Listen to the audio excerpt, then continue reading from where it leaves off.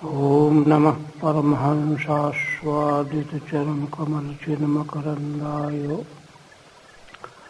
भक्तजनमानसनिवासाय श्रीरामचन्द्राय वागीशाय यस्य वदने लक्ष्मीर्यस्य च वक्षसि यस्यास्ते हृदये संवित्तं नृसिंहमहं भजे। विश्वसर्गविसर्गादि नवलक्षणलक्षितम् श्रीकृष्णाख्यं परं धाम जगद्धाम नमामि तत्।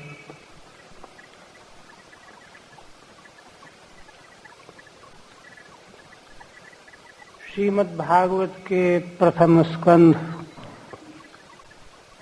तृतीय अध्याय में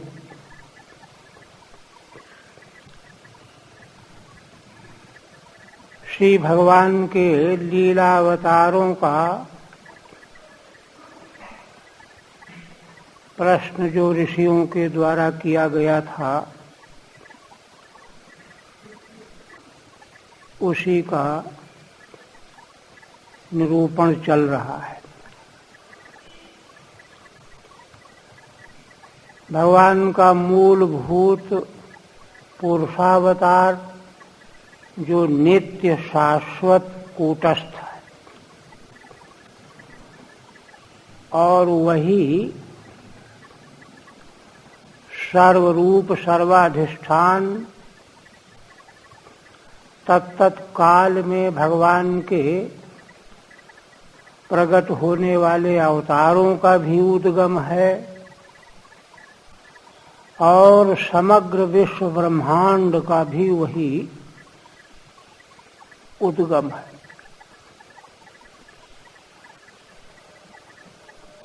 माने नियम में जगत और नियामक तत्व सब का केंद्र जो है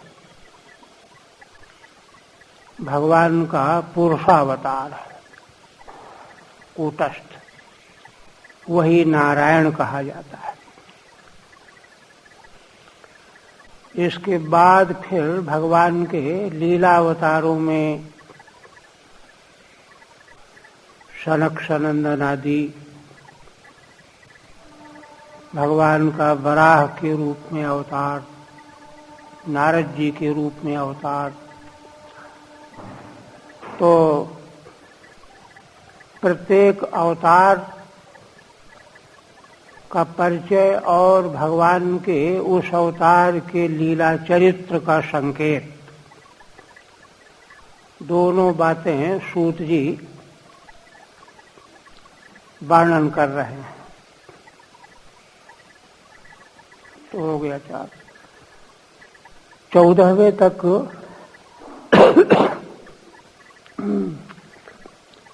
अब इसके बाद भगवान के पृथु अवतार का वर्णन करने के बाद अब पुनः आगे भगवान के मत्स्य अवतार का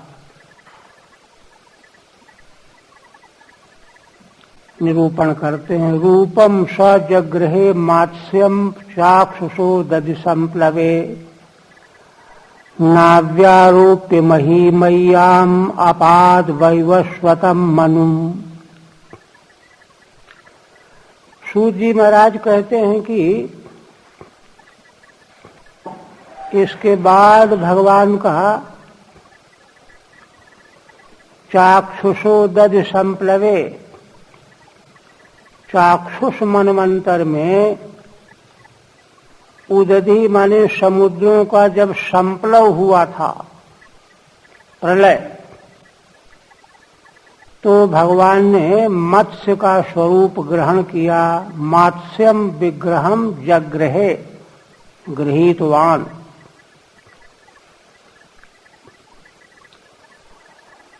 और भगवान ने लीला चरित्र क्या किया?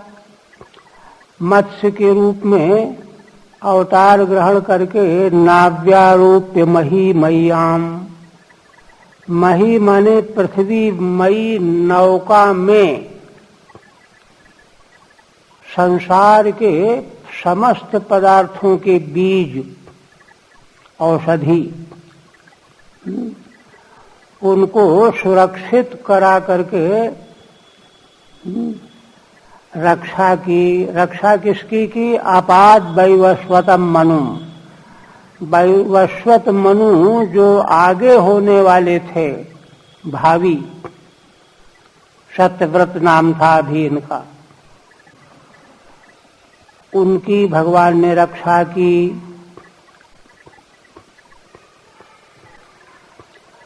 श्रीधर स्वामी कहते हैं मत्स्य अवतार माँ, भगवान पृथु के अवतार के बाद मत्स्य अवतार का वर्णन करते हैं। रूपम जग्रह, मात्स्यम रूपम जग्रह।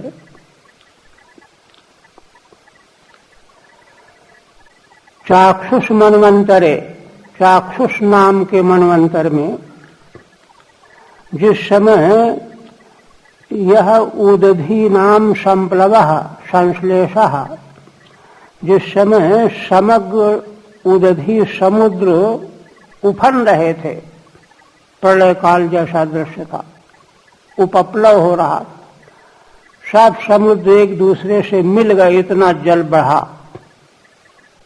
समुद्रों का भेद, अरब सागर और हिंद महासागर सबका भेद खत्म हो गया।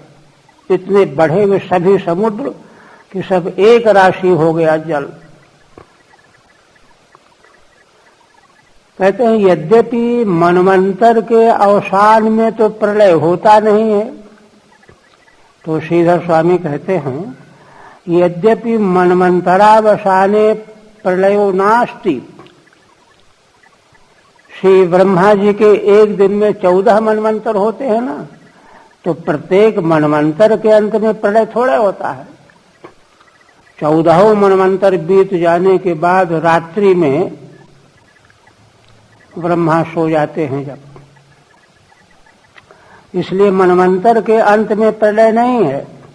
तथापि केनचित कौतुकेन, किंतु किसी कौतुक के द्वारा श्री भगवान ने सत्यव्रताय माया प्रदर्शिता, सत्यव्रत को भगवान ने माया का दर्शन कराया। जैसे मार्कंडेय जी ने इच्छा प्रकट की थी,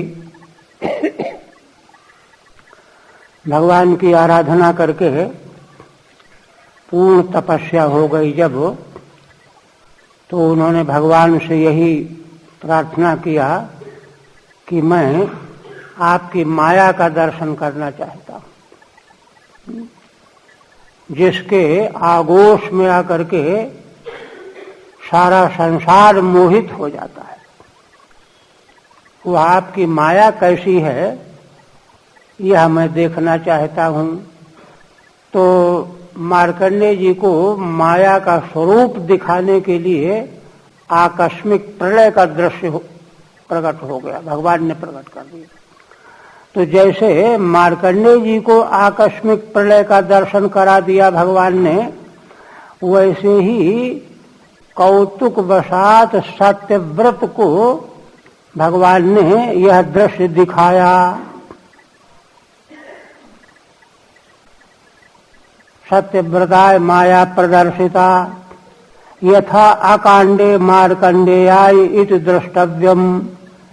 अकांड माने जैसे बिना प्रलय के समय के ही मार्कंडेय जी को भगवान ने प्रलय का दर्शन कराया था। और भगवान ने मत्स्य अवतार लेकर के चरित्र क्या किया? मही मय्याम नावि, पृथ्वी को ही नौका बना करके, मही मई नौका, पृथ्वी ही नौका थी, तैर रही थी समुद्र के ऊपर। नौका रूपायाम मह्याम माने नौका रूप बनी हुई पृथ्वी में सारे सृष्टि के बीज औषधियों को सुरक्षित करा करके और आपात रक्षितवान, भगवान ने बीजों की रक्षा की और वैवस्वत मनु की रक्षा की, सत्यव्रत की। वैवस्वतमिति भाविनी संज्ञा। वैवस्वत मनु तो जब अग्रिम मनवंतर में वे मनु बनेंगे सत्यव्रत, तो उनका नाम वैवस्वत मनु होगा। तो भाविनी संज्ञा है यह। इसी प्रकार से भगवान का कूर्मावतार माह, कूर्म के रूप में भगवान ने अवतार लिया। सुरासुराणाम उदधिम मथनताम मंदराचलम दध्रे कमठ रूपेण पृष्ठ एकादशे विभु। भगवान का यह कूर्मावतार 11वां अवतार है। यह कब हुआ? जब सुर और असुर दोनों मिल करके समुद्र का मंथन कर रहे थे। किसके द्वारा कर रहे थे? मंदराचल के द्वारा। मंदराचल को डुबो करके समुद्र में मंथन कर रहे थे, मट्ठा जैसे मथा जाता है। तो उस समय मंदराचल भार से नीचे चला गया। तब भगवान ने कूर्म के रूप में अवतार लिया।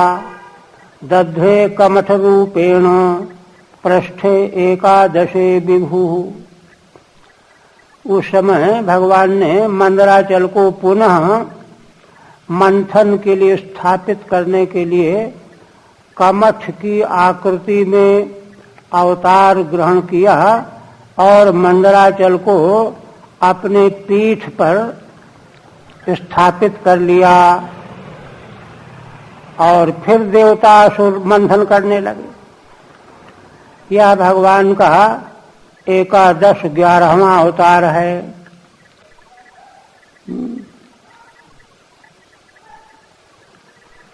कमठः कूर्मः तद्रूपेण एकादशे अवतारे विभुर दध्रे दधार।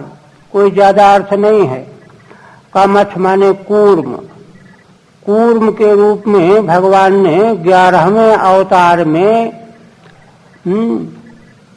मंदराचल को अपनी पीठ पर धारण किया। और उसी समय भगवान का 2 अवतार और हो रहा है। धान्वंतरम 12मं त्रयोदशमेव च अपायन सुरानन्यान मोहिन्या मोहयन स्त्रिया। 12मं 12 चाहिए, असल में आर्ष प्रयोग है। 12वें बार भगवान ने धन्वंतरी के रूप में अवतार लिया। और फिर उसी समय त्रयोदशम माने 13वीं रूप में भगवान ने, है ना, मोहिनी के रूप में असुरों को मोहित करके देवताओं को अमृत पिलाने के लिए भगवान ने 13वां अवतार मोहिनी के रूप में लिया। तो इस प्रकार से यहाँ 3 अवतार भगवान के हो गए। कूर्मावतार, धन्वंतरी के रूप में अवतार और मोहिनी के रूप में अवतार।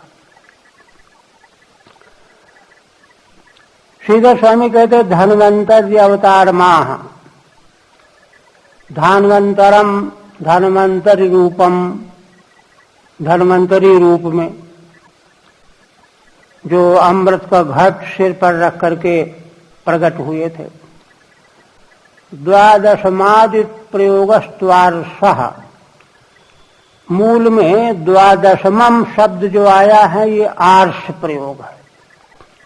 व्याकरण की दृष्टि से नियम से अलग है। त्रयोदशमेव, और इसी तरह से त्रयोदशम भी आर्ष प्रयोग है। 13वें अवतार को जो है सूत जी महाराज उनके चरित्र के द्वारा ही संकेत कर रहे हैं। तच्चरितेन सह दर्शयति, माने भगवान का 13वां अवतार मोहिनी के रूप में और उनका चरित्र चरित्र क्या? आपायदित्यत्र सुधामित्यध्याहारः। मोहिनी के रूप में भगवान ने अवतार लेकर के देवताओं को अमृत पिलाया, ये भगवान का चरित्र है। मोहिन्या स्त्रियः तद्रूपेण अन्यान असुरान मोहयन। मोहिनी के रूप में भगवान ने देवताओं से भिन्न जो असुर थे, तमोगुणी होते हैं ना, देवता तो सतोगुणी होते हैं, तो उनको मोहित करते हुए भगवान ने देवताओं को अमृत पिलाया। अर्थात धन्वंतरी रूपेण अमृतमानी, धन्वंतरी के रूप में भगवान ही अमृत लाए और मोहिन्या अपायदित्यर्थ, और मोहिनी के रूप में भगवान ने पिलाया। और देखिए वहां वर्णन आया है अष्टम स्कंध में कि स्वयं भगवान ने मंथन भी किया। देवता लोग तो जो है निराश हो गए थे कि हम क्या कर पाएंगे।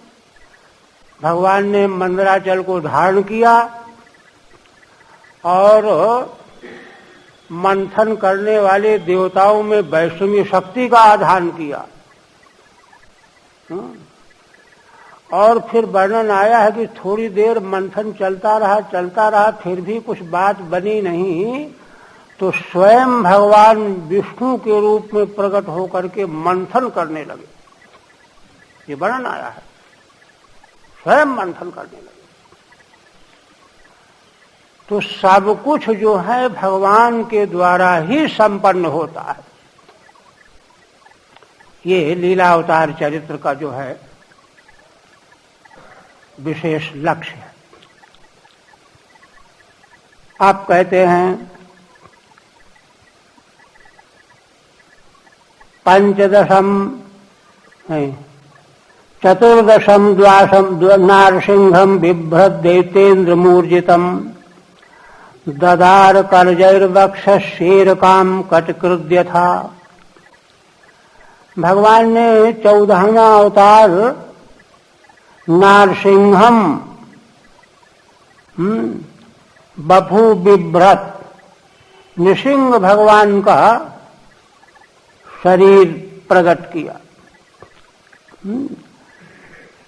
और ऊर्जितम दैतेन्द्रम करजई ही बक्षस ददार, अत्यंत बलशाली ऊर्जित हिरण्यकश्यप को, उसके वक्षस्थल को भगवान ने करज माने नाखूनों के द्वारा फाड़ डाला। उस हिरण्यकश्यप को जिसके सामने तीनों लोग गिड़गिड़ाता रहता था। दृष्टांत दिया है एरकाम कटकृद्य था, जैसे चटाई बनाने वाला, कटम करोति कटकृत, चटाई बनाने वाला, जैसे आवश्यकता पड़ने पर एरका को बिना गांठ की कोई छाल हो, गांठ वाले में तो फाड़ने में कठिनाई होती है, किंतु उसको जैसे बड़ी आसानी से 2 टुकड़े कर देता है, 4 टुकड़े कर देता, फाड़ देता है। इसी प्रकार से नृसिंह के रूप में प्रकट हुए भगवान ने अत्यंत ऊर्जित बलशाली दैतेन्द्र हिरण्यकश्यप के वक्षस्थल को खेल खेल में ही नाखूनों से फाड़ डाला। ये भगवान का 15वां अवतार है। नृसिंहावतार में नारसिंहम रूपम बिभ्रत, भगवान का नृसिंह स्वरूप है, मनुष्य और सिंह दोनों का मिला हुआ। एरकाम निर्ग्रंथिम तृणम, जिसमें ग्रंथि नहीं है। जैसे बांस को फाड़ेंगे तो बांस में ग्रंथि रहती है न पोर पोर में, तो फट नहीं सकता, उसको अलग से मेहनत करनी पड़ेगी। किंतु जैसे गांठ के बिना बांस हो तो उसको फाड़ने में कोई कठिनाई नहीं, ऐसे ही भगवान ने हिरण्यकश्यप के वक्षस्थल को फाड़ डाला खेल खेल में ही। इसी प्रकार से भगवान का 15वां अवतार वामन के रूप में हुआ। 15 वामनकम कृत्वा गादध्वरम बलेः। श्री भगवान ने 15वें अवतार में वामन का स्वरूप बना करके बलेह अध्वरम अगात, बलि के यज्ञ में भगवान गए और वहां जाकर के भगवान ने 3 पग पृथ्वी मांगी। पदत्रयम याचमानः प्रत्यादिशुस्त्रिविष्टपम। भगवान चाहते तो थे बलि से तीनों लोग छीन लेना चाहते थे। प्रत्यादिशु माने उससे छीन लेना, ले लेना, त्रिविष्टप स्वर्ग। किंतु बाहर वे केवल 3 पग पृथ्वी मांग रहे हैं। ऐसा भगवान का 15वां अवतार।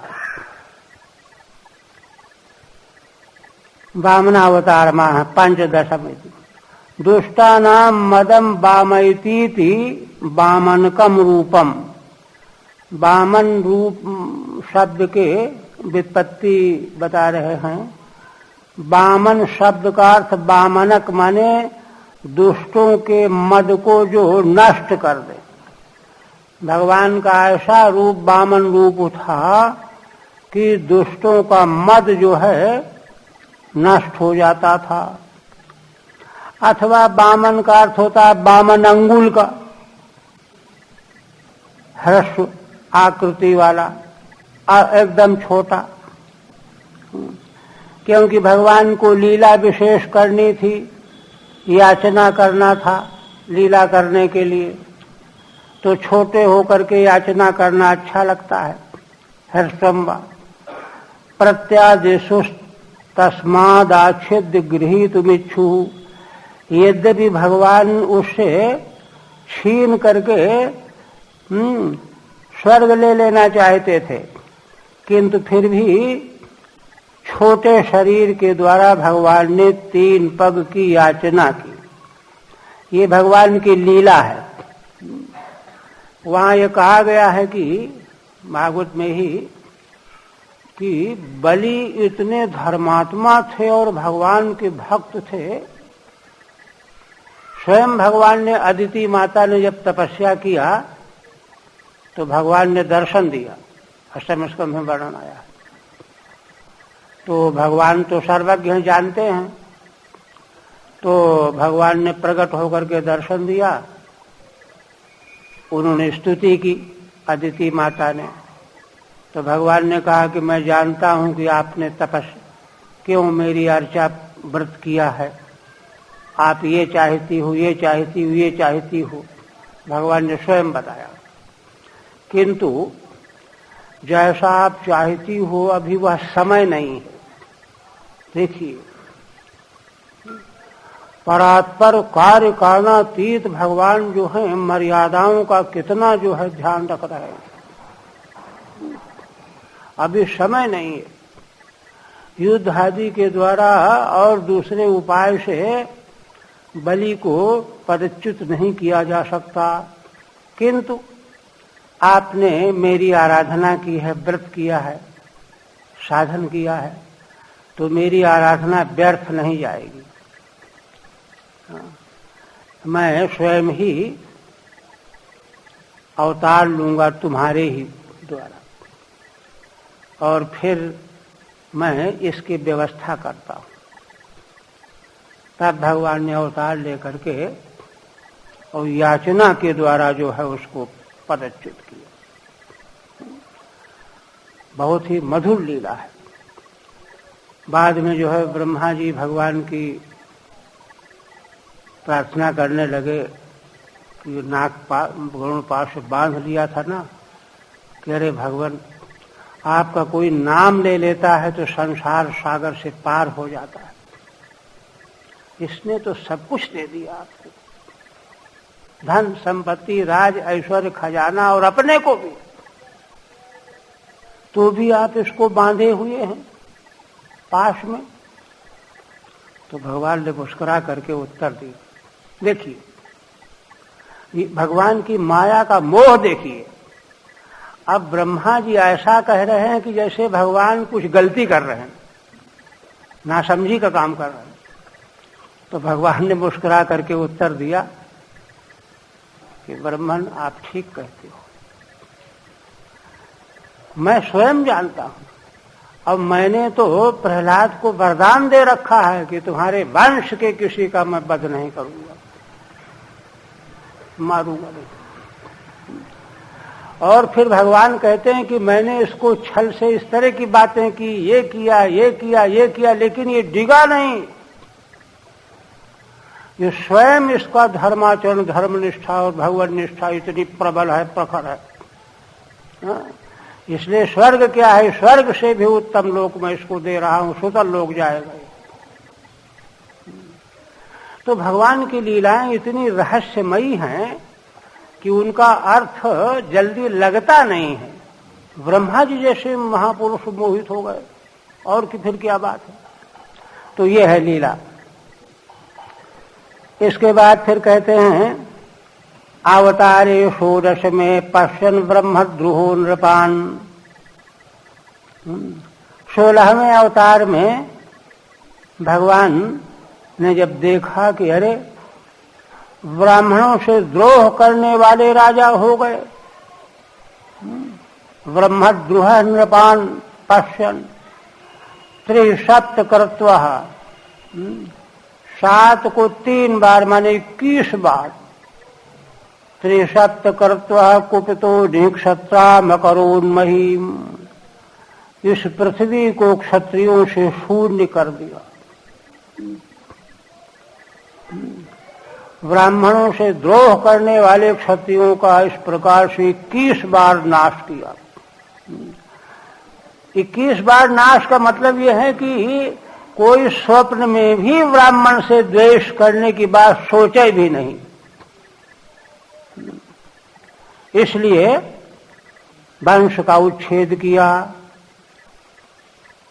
परशुरामावतारमावतारिति त्रिस्त्रिगुणम यथा भवति तथा सप्त कर्तव्य, त्रिगुना करके 7 को त्रिगुना करके माने 7 तिरिक 21 बार, सप्त बारान माने 21 बारान इत्यर्थ। 7 बार का त्रिगुना करेंगे तो 7 तिरिक 21 बार पृथ्वी को क्षत्रियों से शून्य किया। इसके बाद फिर भगवान का व्यास के रूप में अवतार। ततः सप्तदशे जातः सत्यवत्यां पराशरात्, चक्रे वेदतरो शाखा दृष्ट्वा पुंसोल्पमेधसः।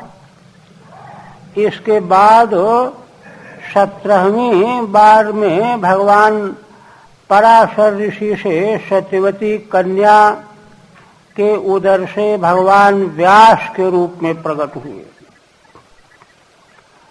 और वेद तरोह शाखा चक्रे, वेद रूपी वृक्ष की शाखाएं बना दी छोटी छोटी सुरक्षित करने के लिए। क्यों किया ऐसा? दृष्ट्वा पुंसोल्पमेधसः, भगवान व्यास ने देख लिया था कि मनुष्यों की बुद्धि बहुत अल्प हो गई, ये वेद की रक्षा करने में असमर्थ हो रहे हैं, समझ भी कम है, याददाश्त भी कम है। इसलिए थोड़ा थोड़ा वेद कई लोगों के द्वारा सुरक्षित कर लिया जाएगा। पुनः अल्पमेधसो अल्प प्रज्ञान पुरुषो दृष्ट्वा, पुरुषों को मनुष्यों को अल्प बुद्धि वाला देख करके तदनुग्रहार्थम शाखाश्चक्रे, मनुष्यों पर अनुग्रह करने के लिए भगवान ने वेद रूपी वृक्ष की शाखाओं में विभाजन किया। इसके बाद भगवान के श्री रामावतार का वर्णन करते हैं। नर देवत्वमापन्नः सुर कार्य चिकीर्षया, समुद्र निग्रहादीनि चक्रे वीर्याण्यतः परम। इसके बाद भगवान नरदेव माने राजा, राजकुमार के रूप में देवताओं का कार्य करने की इच्छा से भगवान राजा के रूप में, भगवान श्री राम के रूप, और भगवान ने श्री राम के रूप में अवतार लेकर के समुद्र का निग्रह किया, सेतु बंद किया और रावण जैसे दुर्दांत दैत्यों का उद्धार किया। श्रीधर स्वामी कहते हैं, रामावतार माह नरदेवत्वम राघव रूपेण प्राप्त सन। श्री राम के रूप में नरदेव राजा के रूप में, अतः परम अष्टादश, यह भगवान का 18वां अवतार है। अब इसके बाद भगवान के 2 अवतार और कह रहे हैं, राम कृष्णावतार माह, माने बलराम और श्री कृष्ण। इन 2 अवतारों को एक साथ बता रहे हैं। 19 में वृष्णिषु प्राप्य जन्मनि राम कृष्णावित भुवो भगवान हरद्भरम। 19 माने 19 में और 20 में माने 20 में, 19 और 20 में। 19 में श्री बलराम जी, 20 में भगवान श्री कृष्ण। वृष्णि वंश में अवतार लिया भगवान ने और श्री बलराम के रूप में, श्री कृष्ण के रूप में प्रसिद्ध हुए और भगवान ने भुवः भारम आहरत, पृथ्वी का भार भगवान ने दूर किया। श्रीधर स्वामी कहते हैं, एकोनेति 20 तमे इति वक्तव्ये, 20 में की जगह 20 तमे चाहिए, किंतु छंदोनुरोध से तकार का लोप हो गया। तकार लोपस छंदोनुरोधेन, 20 तमे चाहिए, ता का लोप है, तकार आकार का। राम कृष्णावित्येवं नामनि जन्मनि प्राप्त, भगवान का श्री बलराम और श्री कृष्ण, इस प्रकार से नाम भगवान को प्राप्त हुआ। अब इसके बाद सूत जी जिस समय वर्णन कर रहे हैं नैमिषारण्य में भगवान के अवतारों का, उस समय अभी बुद्ध भगवान का अवतार नहीं हुआ था, आगे होगा, इसलिए भविष्य के रूप में उसका उल्लेख कर रहे हैं। वेदों में तो वर्णन है ही, और वही जो है भगवान व्यास और ऋषियों से अध्ययन किया है, तो शास्त्र के आधार पर जानते तो हैं ही, तो उसका वर्णन कर रहे हैं। ततः कलौ संप्रवृत्ते सम्मोहाय सुरद्विषाम् बुद्धो नाम्ना जनसुतः कीटकेषु भविष्यति। सूत जी महाराज कहते हैं कि इसके बाद कलयुग में, कलयुग के प्रारंभ हो जाने पर सुरद्विषाम, सुर माने देवताओं से द्वेष करने वाले असुर रूप में जो लोग होंगे, तो उनको बहकाने के लिए जो अनधिकारी वेद मार्ग पर चलते हुए दिखाई पड़ेंगे, यज्ञ आदि करते हुए दिखाई पड़ेंगे, किंतु होंगे वे सब असुर। इसलिए उनको बहकाने के लिए, वंचित करने के लिए बुद्ध नाम से अजन के पुत्र के रूप में भगवान कीटक क्षेत्र में अवतार लेंगे।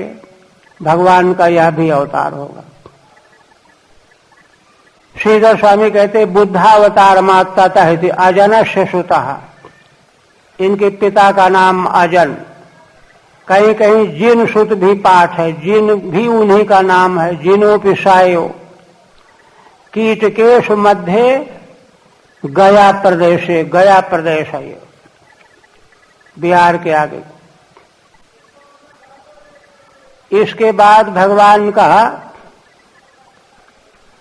और आगे कलयुग के एकदम शिरोभाग में, अंतिम में कल्कि अवतार होगा।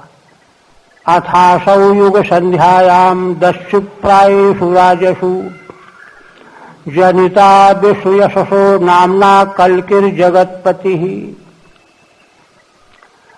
इसके बाद कहते हैं कि युग की संध्या में, चारों युगों का जो समय तीसरे स्कंद में वर्णन किया गया है, तो दो युग के बीच में संध्या संध्यांश का भी समय व्यवस्थित किया गया है।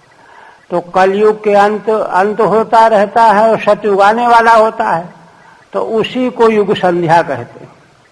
युग संध्या माने कलयुग के एकदम छोर में और सतयुग के प्रारंभ में, आदि में। युग संध्यायाम किस समय? दस्यु प्रायेषु राजसु, जब सारे शासक दस्यु माने लुटेरे हो जाएंगे, प्राय सब राक्षस लुटेरे हो जाएंगे, प्रजा का रक्त पान करेंगे, उस समय जनिता विश्व यशसो नामना कल्किर जगतपति, संसार के रक्षक स्वामी भगवान कल्कि के नाम से, है ना, विष्णु यश ब्राह्मण के घर में जन्म लेंगे, अवतार लेंगे। और आगे वर्णन किया गया है 12वें स्कंद में कि देखिए, माने हर समय भगवान के अवतार और उनके कृत्य अलग अलग ढंग के हैं। बुद्ध के रूप में भगवान जब अवतार ले चुके हैं, तो वहां तो उन्होंने युक्ति से, तर्क वितर्क से जो है उनको उससे जो है विचलित कर दिया, अनधिकारियों को विचलित कर दिया। वेद मार्ग से, तर्क वितर्क से विचलित करना आसान था, लेकिन और कलयुग के अंत में स्थिति इतनी बिगड़ जाती है कि वहां किसी प्रकार से तर्क वितर्क शास्त्रार्थ से किसी को कोई समझा नहीं सकता। वहां तो चौथा उपाय है, ऑपरेशन, नाश। इसलिए आगे वर्णन किया गया है कलयुग के अंत में 12वें स्कंद में कि भगवान जो हैं खड्ग लेकर के और सब दुष्ट राजाओं का नाश कर देंगे, काट डालेंगे। और भगवान के विग्रह को स्पर्श करके वायु बहेगी सारे भूमंडल में, तो उससे सारे प्राणियों की मनोवृत्ति बदल जाएगी,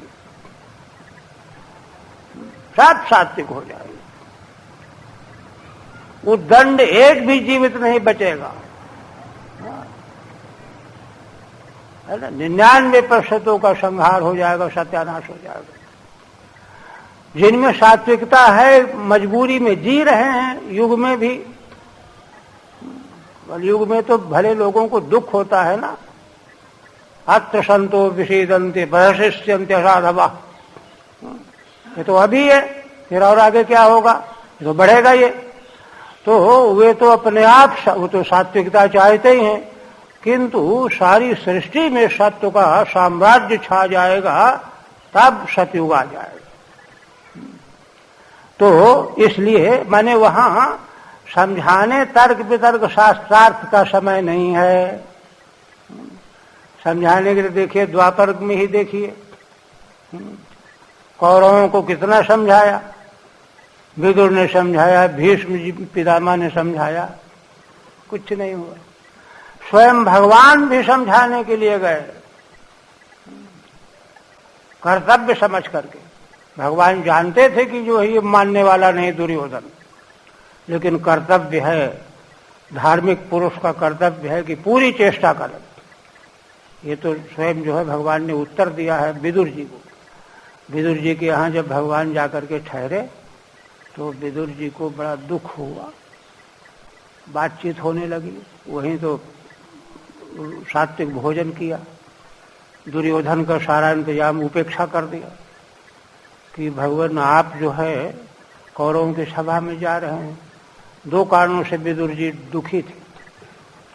दुर्योधन का क्या ठिकाना, कोई उपद्रव कर दे, सेना लगा दे, तो इसलिए उनको बड़ा भय लग रहा था। तो उन्होंने यही कहा कि जो कभी वृद्धों का सम्मान नहीं करता, जिसमें आस्तिकता छू नहीं गई है, उसके सामने क्या नीति और धर्म की बात करनी है। यत्र सूक्तम दुरुक्तम च संशान मत्सूदन ना तत् प्रलपेत प्राज्ञ बधिरेषु गायना। बधिरों के बीच में सुंदर गीत गाने का क्या लाभ है, वहां आपकी बात को कौन समझने वाला है, इसलिए आपका जाना मुझे अच्छा नहीं लग रहा। तो भगवान ने उत्तर दिया कि चाचा जी, आपने वैसी ही बात कही है जैसे एक पिता अपने पुत्र को, एक गुरु अपने शिष्य को, वैसे ही आपने मेरे हित की बात कही है। किंतु मैं यह बात जानता हूं कि दुर्योधन मानने वाला नहीं है, और जान करके भी मैं आया हूं और जाऊंगा। क्यों जाऊंगा, किस लिए आए हो कि आगे चल करके लोग यह न कह सकें कि अगर भगवान ने प्रयत्न किया होता तो युद्ध रुक जाता। युद्ध में तो नाश होना है, इसलिए आगे चल करके लोग मेरे बारे में ऐसा न कहें, इसलिए मैं अंतिम प्रयत्न करने के लिए आया हूं। यह मैं जानता हूं कि वह बात नहीं मानेगा। रही बात है कि आपको यह डर लग रहा हो कि कहीं वह सेना लगा करके नुकसान न पहुंचा दे, तो यह क्या है, तीनों लोकों के दैत्य, दानव, यक्ष, राक्षस, किन्नर सब मेरे प्रतिद्वंदी होकर के आ जाए तो मेरा बाल बांका नहीं कर सकते, इसलिए तो आप चिंता कीजिए ही नहीं। ऐसा भगवान ने उत्तर दिया। तो मैंने कहने का मतलब हमारा यह कि उस समय पर भी इतना पतन हो चुका था कि भगवान के समझाने से भी कोई समझने को तैयार नहीं था।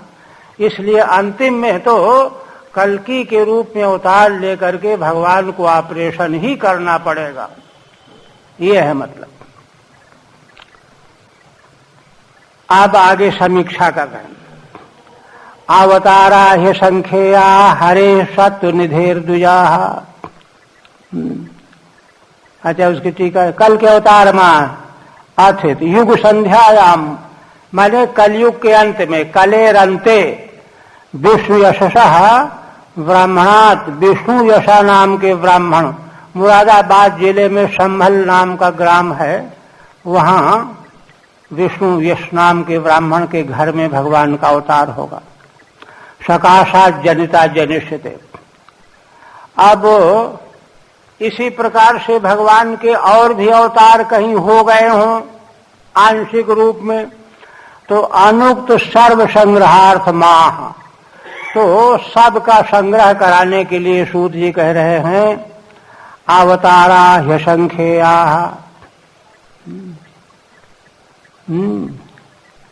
हरे सत्व निधेर द्विजा, द्विजा संबोधन है।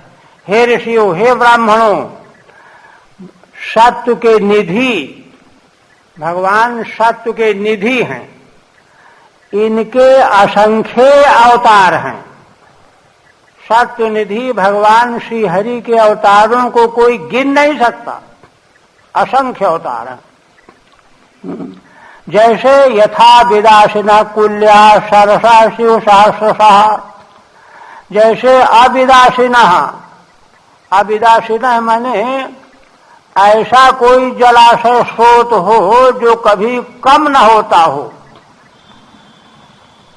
अक्षय, अक्षय जलाशय से जैसे हजारों, सहस्रशः माने हजारों की संख्या में नालियां निकलती हैं, धाराएं निकलती हैं, कुल्याएं निकलती हैं, छोटी छोटी नदियां निकलती हैं, किंतु वह अक्षय कोश न्यून नहीं होता। उसी प्रकार से भगवान तो है ना सत्य निधि हैं, उनसे असंख्य अवतार प्रकट होते रहते हैं।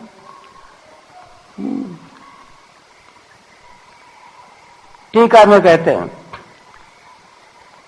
अनुक्त सर्व संग्रहार्थमा अवतारा असंख्यत्वे दृष्टान्तः। असंख्य अवतार भगवान के होते इसमें दृष्टांत देते हैं। कैसे? माने अवतार कोई ऐसा थोड़ा कि ज्यादा अवतार हो जाएंगे तो भगवान चुक जाएंगे, खत्म हो जाएंगे, ऐसा नहीं। यथा अविदासीनः उपक्षय शून्यात्, जहां उपक्षय होता ही नहीं, ज्यों का त्यों जलाशय बना रहता है। दसु उपक्षय धातु से अविदासीनः बना है। सरसा सकाशात कुल्या क्षुद्र प्रवाहा, ऐसे जलाशय के सकाश से, उपक्षय शून्य जलाशय के सकाश से छोटी छोटी धाराएं, नालियां, नहरें असंख्य संख्या में निकले तो भी वह कोश कभी न्यून नहीं होता। इसी प्रकार से विभूतियों का वर्णन करते हैं। ऋषयो मनवो देवा मनुपुत्रा महौजसः कला सर्वे हरेरेव सत्प्रजापतयस्तथा। हे ऋषियों, संसार में जो ऋषि प्रकट होते हैं, मनु होते हैं, 14 मनु तो होते ही रहते, 14 मनवंतरों के देवता, मनुपुत्र, महान ओजस्वी, ये सब के सब श्री हरि की ही कलाएं हैं। एते सर्वे हरे एव कलाहा।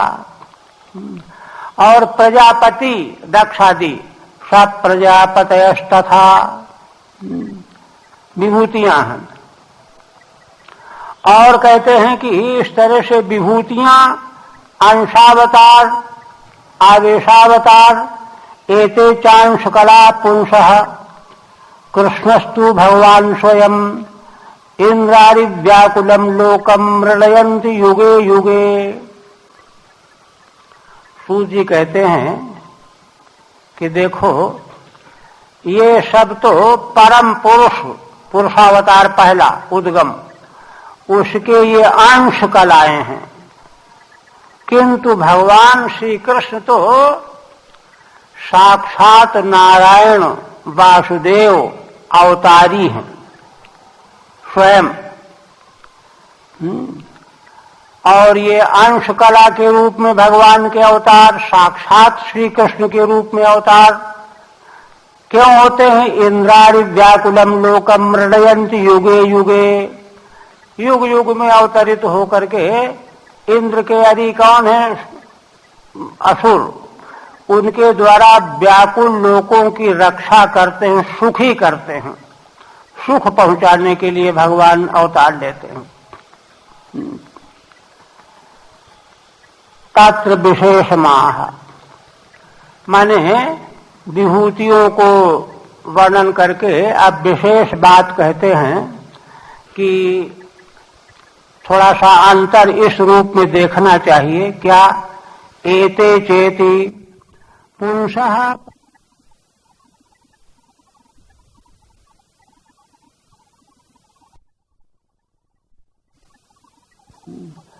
तत्र मत्स्यादीनाम अवतारत्वेन सर्वज्ञत्व सर्वशक्तिमत्वेति।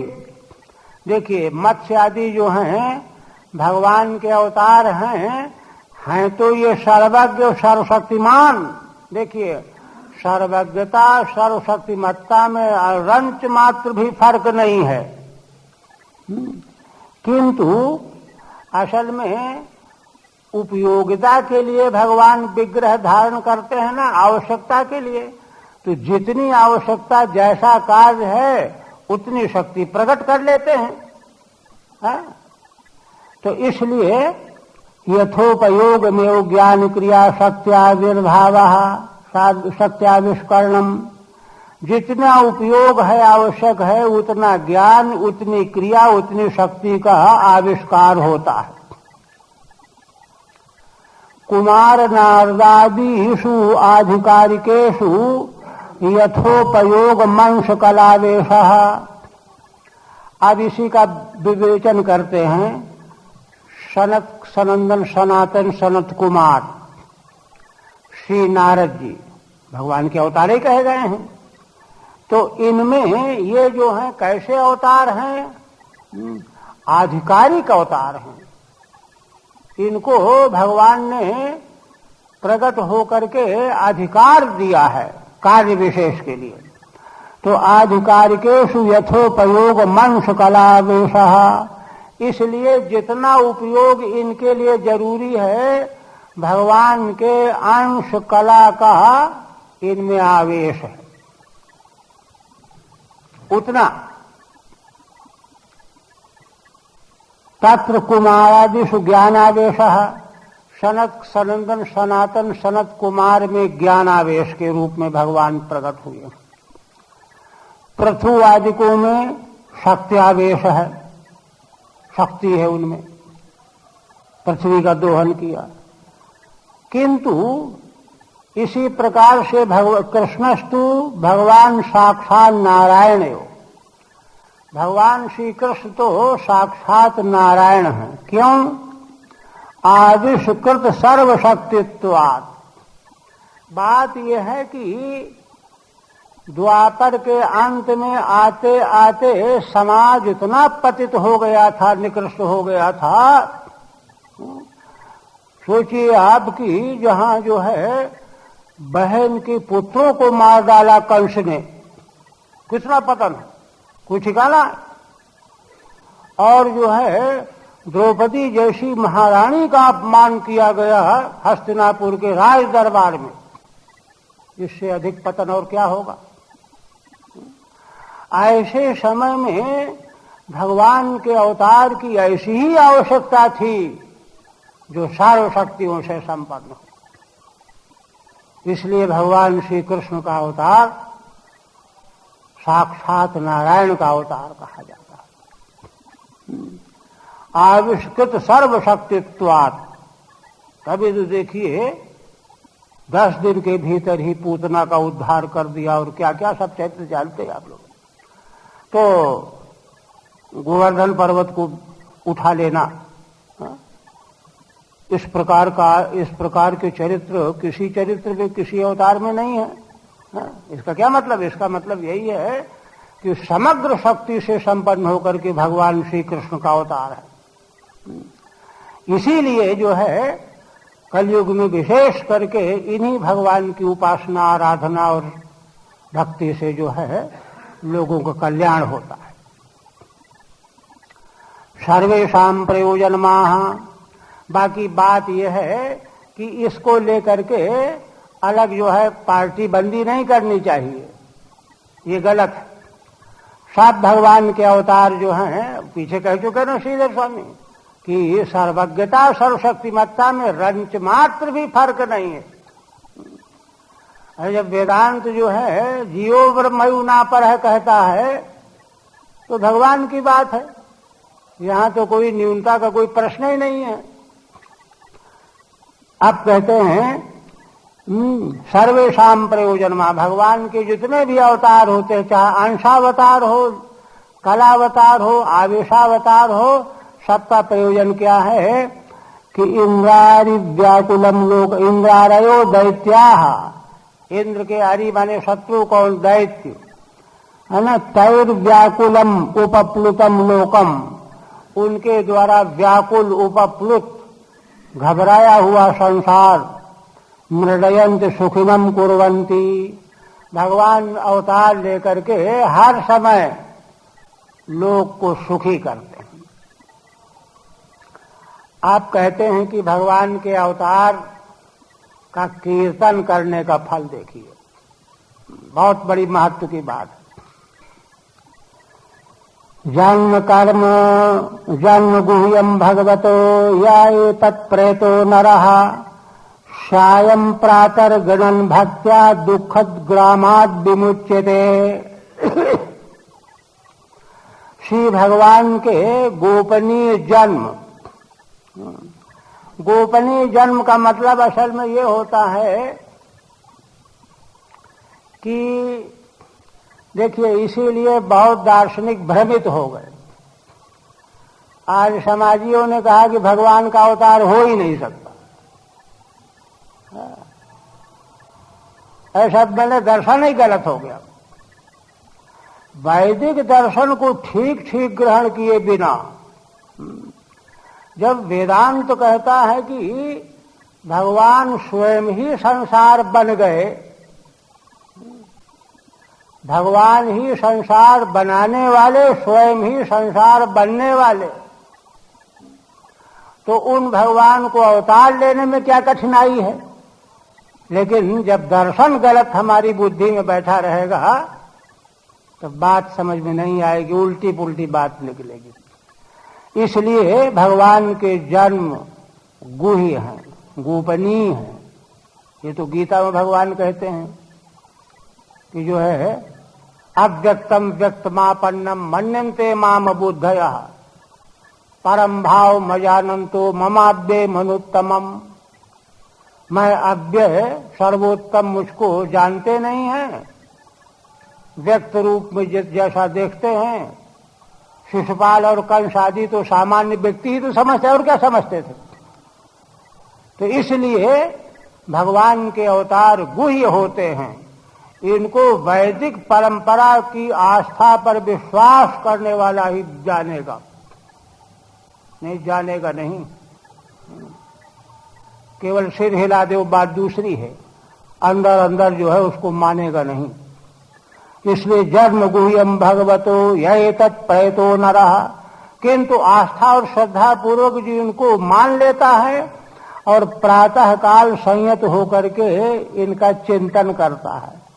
सायं प्रातः गणन भक्त्या, सायंकाल प्रातः काल इनका परिशीलन करता है, उच्चारण करता है भक्ति पूर्वक।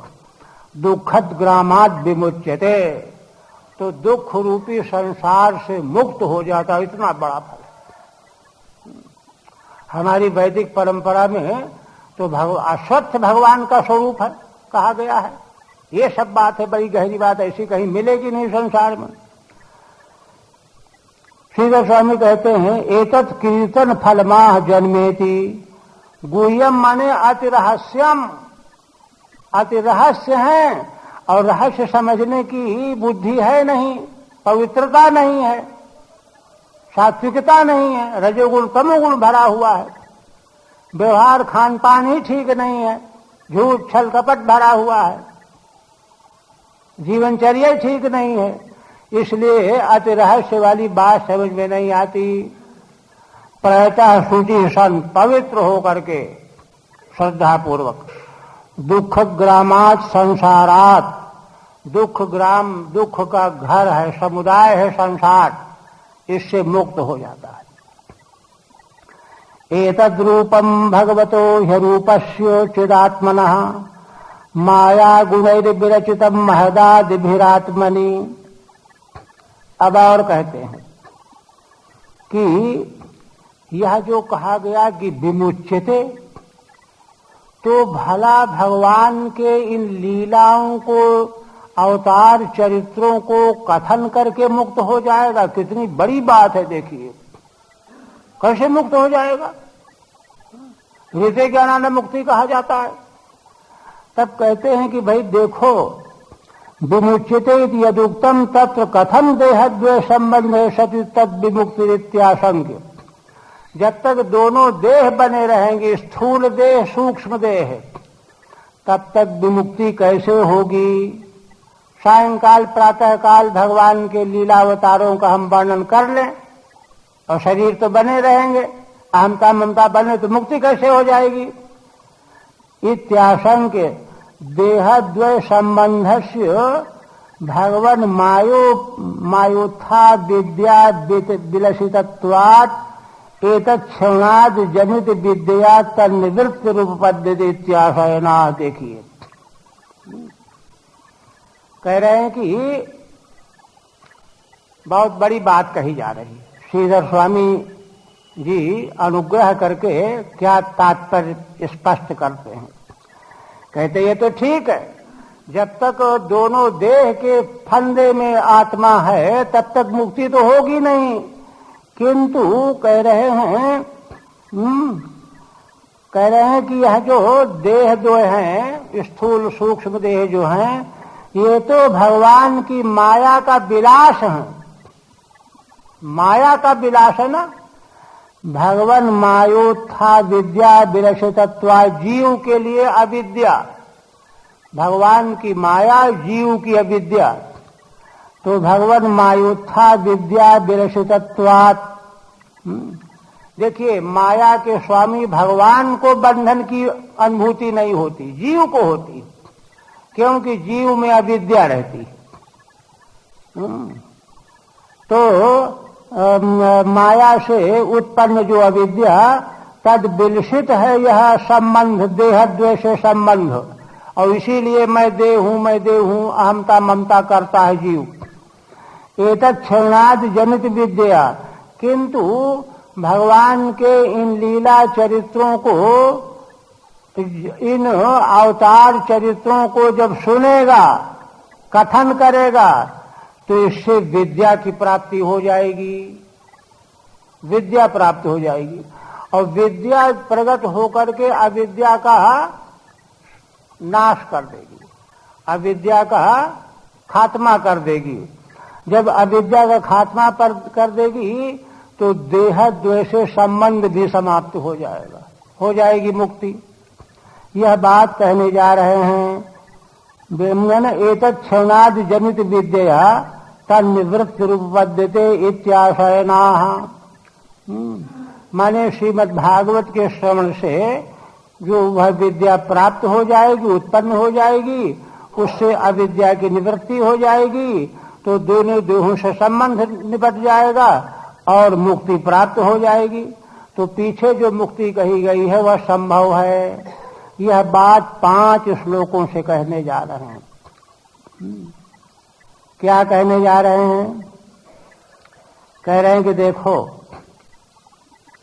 एतद रूपम भगवतो ह्यरूपस्य चिदात्मनः, भगवान तो चिदात्मा है, उनमें और निरूप है, अरूप है, निर्गुण है। चिदात्मा अरूप है भगवान। उन चिदात्मा निर्गुण रूप, निर्गुण भगवान का यह जो रूप है, यह कैसे आ गया? तो माया गुणैः विरचितम, माया के गुणों के द्वारा विस्तृत कर दिया जाता है। महदादिभिरात्मनि, आत्मनि माने अधिष्ठाने, है ना, ब्रह्म रूप अधिष्ठान में, परमेश्वर रूप अधिष्ठान में महदादिकों के द्वारा, माया के गुणों के द्वारा भगवान का यह रूप जो है विस्तृत कर दिया गया है, फैला दिया गया है, बन गया है। इसी में दृष्टांत दे रहे हैं।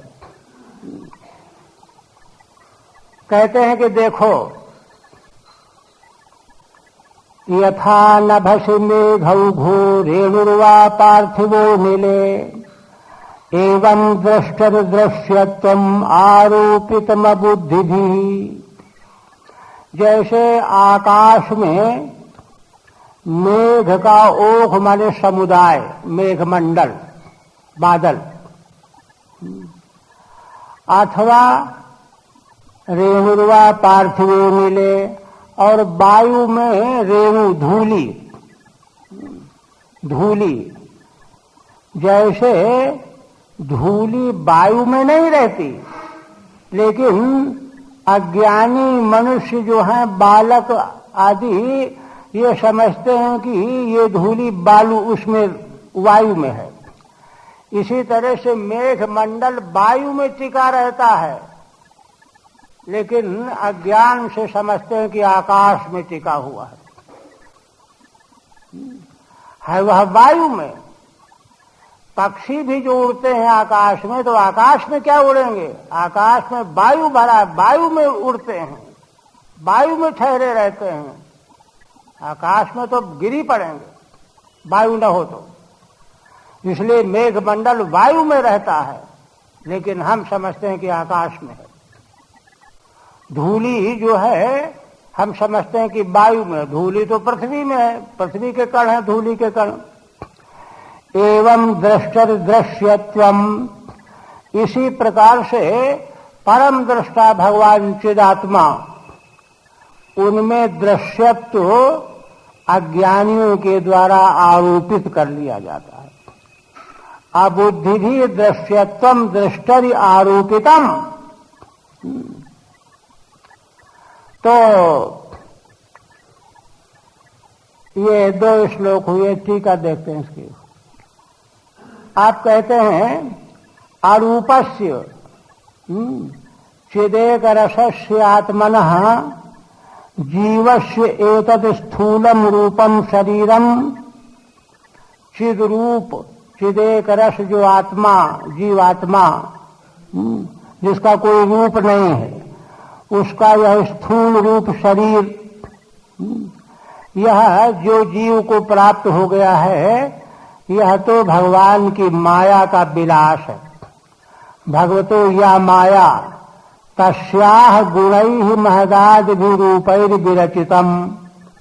उसी माया के गुणों के द्वारा, सत्वादि गुणों के द्वारा महदादि, महत्तत्व, अहम तत्व, तन्मात्राएं आदि के रूप में यह रचा गया है, बना हुआ है। कहां पर बना हुआ? क्वा आत्मनि, आत्मन माने परमेश्वर में, अधिष्ठान परमात्मा है। जीवात्मा का अलग अस्तित्व नहीं है। आत्मनि आत्मस्थाने शरीरम कृतमित्यर्थः। अधिष्ठान में, सर्वाधिष्ठान आत्मा में शरीर जो है प्रतीत हो रहा है। ऐसे ही कथम इत्यपेक्षायाम, कैसे यहाँ जो है आत्मा में स्थूल रूप प्रतीत हो रहा है? तो कहते हैं कि यह अपेक्षा होने पर स्वरूपावरणेन तदध्यासते इति सदृष्टान्तमाह। स्वरूप के छिप जाने से यह रूप अध्यसित होता है, अध्यस्त हो रहा है। दृष्टांत के द्वारा इसको समझा रहे हैं। जैसे यथा इति, यथा वायुआश्रितो मेघौघः, वायु के आश्रय में रहने वाला बादल का समुदाय, ओघ माने समुदाय। नभस्य आकाशे, आकाश में अबुद्धि भी अज्ञैः आरोपिता, आकाश में बादल है ऐसा आरोप कर लिया जाता है। आकाश के शुद्ध रूप को बालक नहीं जानता, अज्ञानी नहीं जानता, इसलिए वो बादल को समझता है कि आकाश में टिका हुआ है। यथा वा पार्थिवो रेणु तदगतम धूसरत्वादि, इसी तरह से दूसरा दृष्टांत है पृथ्वी के धूली के कण, है ना, धूसरत्वादि। इनको देखता है कि ये धूली की कण वायु में, वायु में थोड़े, वो तो पृथ्वी में ही है। एवं दृष्टरि आत्मनि, इसी प्रकार से दृष्टा जो आत्मा है उसमें दृश्यत्वादिक धर्मकम शरीरम आरोपितम इत्यर्थः। दृश्य रूप में जो धर्म वाला जो देह है कि ये मेरा हाथ है, पैर है, सिर है, पेट है, पीठ है, ये मेरा नेत्र है, कान है, इदम इदम करके, क्योंकि इदम इदम करके जिसको हम कहते हैं वह दृश्य होता है। दृष्टा उसको जानने वाला जो है, जिसको जानता उससे अलग होता है। जैसे मैं मकान में रह रहा हूं, अब मकान से बाहर चला गया, इसका मतलब है कि मैं अलग हूं, मकान अलग है। तो जिस स्थूल शरीर के प्रति मेरा शरीर, मेरी इंद्री, मेरा सिर, हाथ पैर आदि होता है, तो वह मेरा कहने वाला जो दृष्टा आत्मा है उससे वह अलग है। किंतु उस दृष्टा के स्वरूप को जान नहीं रहा, तो वह इसी रूप में अध्यस्त देख रहा है स्थूल शरीर को। आरोपितम इत्यर्थः।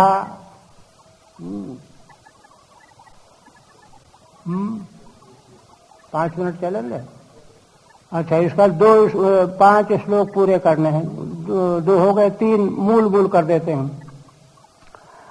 इसके बाद कहते हैं और असल में स्थूल शरीर के भीतर एक सूक्ष्म शरीर भी है, तो उसको भी भगवान सूत जी महाराज कहते हैं अतः परम यदव्यक्तमव्यूह गुणव्यूहितम अदृष्टाश्रुत वस्तुत्वात् सजीवो यत् पुनर्भवः।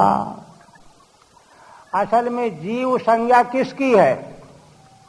शुद्ध चेतन जो आत्म तत्व है वह तो अखंड एक है, अद्वितीय है, अद्वैत ज्ञान रूप है ना। किंतु उसी में जब उपाधि, अंतःकरण की उपाधि, लिंग शरीर की उपाधि से उपहित होकर के वही जीव बन जाता। तो वही उपाधि का यहाँ वर्णन किया गया है कि स्थूल शरीर से परे, ऊपर, अव्यक्तम, अव्यक्त माने जो व्यक्त नहीं है, स्थूल शरीर की तरह से व्यक्त सूक्ष्म शरीर को हम कोई देख तो नहीं सकते, अनुभव तो होता है लेकिन उसको देख नहीं सकते, अव्यक्त है वह। अव्यूढ़ गुण व्यूहितम, जो प्रकृति के गुणों के द्वारा व्यूहूत है, ताने बाने के रूप में बना हुआ है उन 17 तत्वों का। 17 तत्वों का लिंग शरीर कहते हैं, सूक्ष्म शरीर भी कहते हैं।